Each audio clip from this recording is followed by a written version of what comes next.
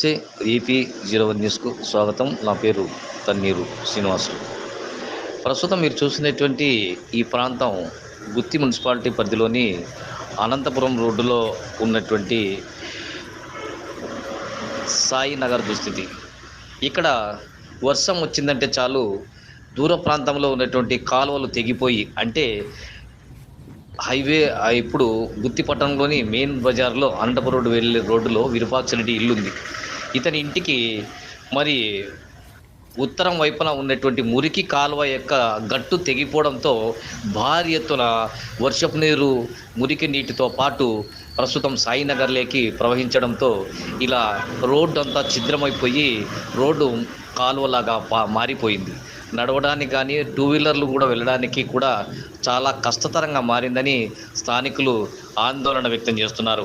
ఈ యొక్క కాలువ ఇటీవల తెగిపోయి 15 రోజులైనా మున్సిపల్ అధికారులు పునరుద్ధరించడంలో విఫలం అయిపోయారని, నీటి ప్రవాహం చాలాగా ఉందని స్థానికులు ఆందోళన వ్యక్తం చేస్తున్నారు. ఇక్కడ దాదాపు 100 గృహాలు ఇరువైపులు ఉన్నాయని, కానీ వీటిని రోడ్లు మాత్రం అధ్వానంగా తయారైపోయాయని స్థానికులు విలవిలలాడిపోతున్నారు.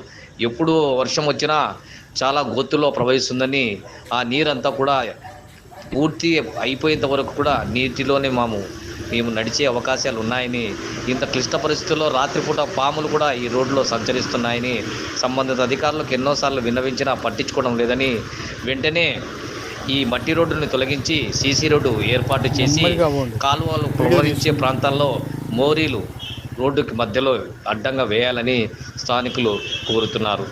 చాలా ఏళ్ల నుంచి మా గృహాలు మేము నిర్మించుకున్నప్పటికీ కూడా పరిస్థితులు దారుణంగా ఉంటున్నాయని, మరి తాగునీరు విద్యుత్తుకు సంబంధించి సమస్యలు లేకున్నా ఈ యొక్క వర్షపు నీటితో సమస్యలు ఎదుర్కొంటున్నామని వారు చెప్పారు. వెంటనే నీరు నిల్వ ఉండకుండా చర్యలు తీసుకోవాలని డిమాండ్ చేస్తున్నారు.